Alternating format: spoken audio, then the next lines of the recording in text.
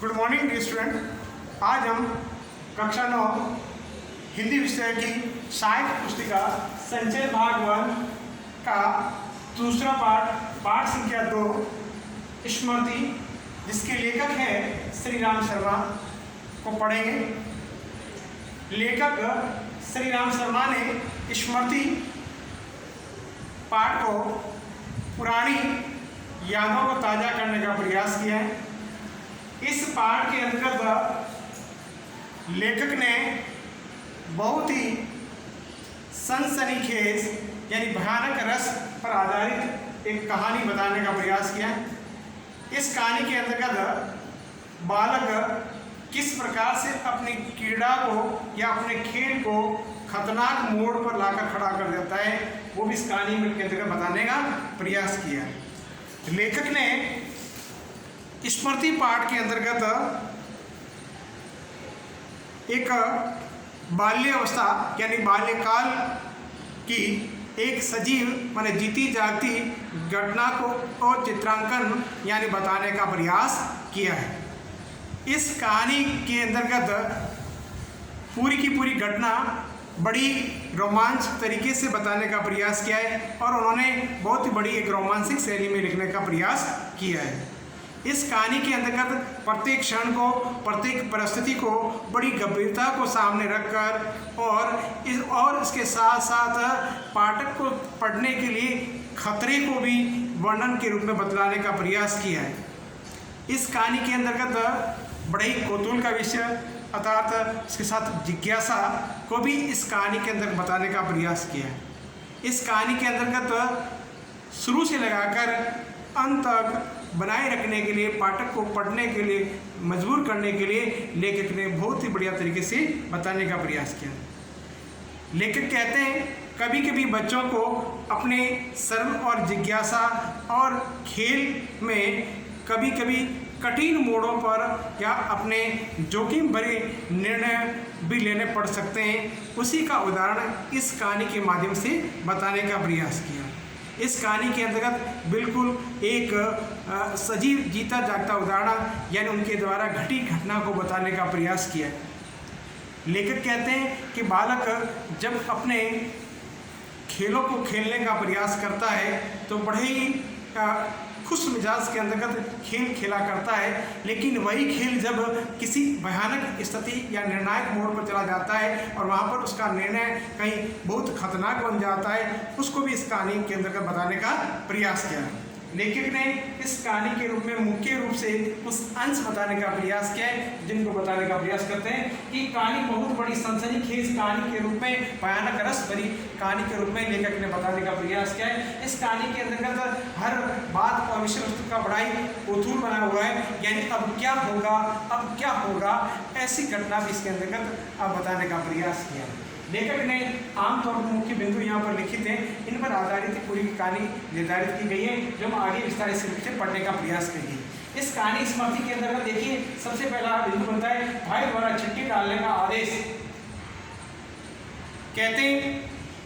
लेखक कहते हैं कि जब मैं जरबेरियों के पौधों के ऊपर से बेर खा रहा था तो अचानक गांव से किसी ने बुलावा आया कि आपके भाई आपको बुला रहे हैं। अब देखिए जब भाई साहब के बुलावे को सुनकर लेखक कहते हैं कि मैं खुद असंभित रह गया और मुझे मन के अंतर्गत भय और डर सताने लगा कि भाई साहब मेरे साथ कैसा सलूक करेंगे। लेकिन भाई साहब उसको घर को बुलाते हैं और उन्हें चिट्ठियों के रूप में देते हैं और कहा जाता है कि मक्खनपुर के डाकघर में जाकर डाल के आ जाओ।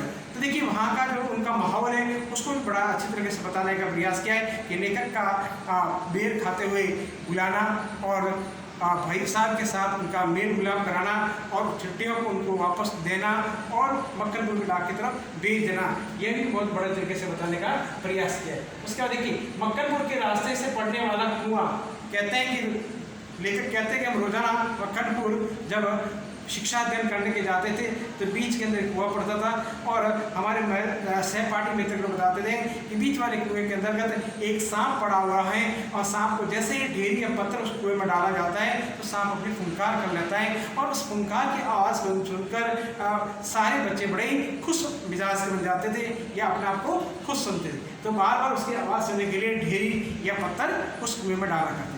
तो उसी का भी वर्णन बहुत ही अच्छे तरीके से बताने का प्रयास किया है कि मक्कनपुर के रास्ते में पड़ने वाला कुआं यानी कुएं की घटना भी बहुत अच्छे तरीके से बताने के प्रयास किए। अब देखिए उसके बाद इस कहानी के अंतर्गत चिट्ठियों का कुएं में गिरना, लेखक जब अपने बड़े भाई साहब की दी हुई चिट्ठियाँ लेकर वे मक्कनपुर के डाकघर के रवाना हुए, तो बीच में जो कुआं दिखाई पड़ा और कुएं की जो पहली वाली घटना उसकी याद आने के उपरांत जैसे ही वे ढेरी डालने का प्रयास करते हैं तो उनकी टोपी के अंदर से डाली हुई चिट्ठियाँ, सारी चिट्ठियाँ उस कुएं के अंदर गिर जाती हैं। अब देखिए जब कुएं के अंदर चिट्ठियाँ गिर जाती हैं तो भाई साहब बड़े ही दुखी हो जाते हैं, क्योंकि उन्हें पता था कि लेखक को पता था कि जब चिट्ठियाँ वापस अपने गंतव्य स्थान पर नहीं पहुंचेगी तो भाई साहब हमारे साथ क्या बर्ताव करेंगे, उसको लेकर बड़े ही दुखी हो रहे थे। उसी दुखी होने के कारण वे अपने भयानक मोड़ पर यहाँ पर आकर खड़े हो जाते हैं। अब देखिए वे चिट्ठियों को निकालने का निर्णय लेने का भी प्रयास कर लेते हैं, तो उसको भी इस कहानी के अंदर बताने का बहुत ही बढ़िया तरीके से बताने का प्रयास किया। अब देखिए जब चिट्ठियाँ कुएं के अंदर गिर जाती हैं तो लेखक स्वयं निर्णय ले रहे थे कुएं में उतरने का इरादा। अब देखिए जब चिट्ठियाँ निकालने का उनका इरादा बन जाता है कि कुएं के अंदर जो चिट्ठियाँ गिर गई हैं उनको कैसे निकाला जाए, तो उसके लिए उन्होंने अपनी सारी व्यूह रचना बना दी। अपने भाई जो छोटा भाई उनके साथ था वह भी रोने लगा, लेकिन उसको ही एक समझाने के बाद उनको चुप किया गया और उन्होंने लेखक ने एक बहुत बड़े तरीके से व्यूह रचना बनाई। भाई की और छोटी की दोनों की धोतियों को बांध कर वे कुएं में उतरने का निर्णय लेते हैं। तो वह निर्णय भी बड़ा ही भयानक बन जाता है कि किस प्रकार से कुएं में से निकालना हुआ। लगभग छोटा जो गहरा था उसमें से उतरना और वापस निकलना बहुत मुश्किल था, लेकिन लेखक अपने भाई के घर से चिट्ठियों को निकालने का प्रयास करते हैं। तो उसका भी मनमोहक रूप से बहुत अच्छे तरीके से इस पाठ में लेखक ने बताने का प्रयास किया। उसके साथ साथ लेखक कुएं में चले जाते हैं। अब देखिए लेखक कुएं में उतरने का प्रयास करते हैं, उसके बाद कुएं में जाते हैं और कहते हैं कि लेखक कुएं के अंदर 4 और 5 फीट ऊपर कुएं के पेंदे से 5 या 4 फीट ऊपर ठहर जाते हैं। और उसके बाद जब सांप को इधर से इधर उसका मूवमेंट करने का प्रयास करते हैं तो सांप किस प्रकार से उन पर झपटे मारता है, तो उसका भी बहुत ही बढ़िया तरीके से वर्णन किया गया है। लेखक ने उससे किस प्रकार से बचाव करते हैं उसका भी कुएं के अंदरूनी भाव को भी इस कहानी के अंदर बहुत बढ़िया तरीके से बताने का प्रयास किया है। अब देखिए लेखक सांप के साथ कई बार अपने डंड के माध्यम से उसको भगाने का प्रयास करते हैं, लेकिन सांप बार बार फुंकार करता है और चिट्ठियों के ऊपर से हटने का नाम लेता है। लेकिन अंत समय में सांप पर लेखक हावी हो जाते हैं और उस पर अपना लठ मार देते हैं, जिसके कारण सांप अपने स्थान को छोड़ देता है। और देखिए वहाँ से किस प्रकार से वे चिट्ठियों को वापस कलेक्ट करते हैं और बाहर तक पहुँचाते हैं, उसका भी वर्णन इस कहानी के माध्यम से बहुत बढ़िया तरीके से बताने का प्रयास किया। आगे देखिए सांप का आक्रमण। कहते हैं कि जब लेखक कुएं के अंदरूनी भाग में पहुंच रहते हैं और चिट्ठियों को एकत्रित करने का प्रयास करते हैं तो उस समय सांप अपने फन से किस प्रकार से उस लठ पर या जो इस पर वार किया जाता है उस पर किस प्रकार से आक्रमण करता है, उसका भी आक्रमण करने का तरीका का बहुत ही बढ़िया तरीके से लेखक ने बताने का प्रयास किया है। अंत के अंदर कुएं से पार आना। जब लेखक सांप पर विजय प्राप्त कर लेते हैं और वहाँ से चिट्ठियाँ कुएं से अंदर से कलेक्ट कर देते हैं और बाहर आ जाते हैं, आने के बाद किस प्रकार से उनका एक खुशी सा जाती है उसको भी लेखक ने बहुत बढ़िया तरीके से बताने का प्रयास किया है। जब कुएं से बाहर आते हैं तो दोनों भाई आपस में गले मिलकर बहुत खुशी का इजहार करते हैं और अपने अंदरूनी जो भाव है प्रेम भाव को दर्शाने का है। उसके साथ साथ जब लेखक वापस पूरे घर लौट जाते हैं और कुछ समय के बाद लेखक अपनी माँ को एक पूरी कहानी सुनाते हैं तो माँ का भी भाव अपने पुत्र के प्रति कितना प्रेम भाव दर्शाता है वो भी इस कहानी के अंदर बहुत अच्छे तरीके से बताने का प्रयास किया। तो लेखक ने स्मृति पाठ यानी पुरानी एक ऐसी घटी घटना को इस पाठ के माध्यम से बनाना चाहता है।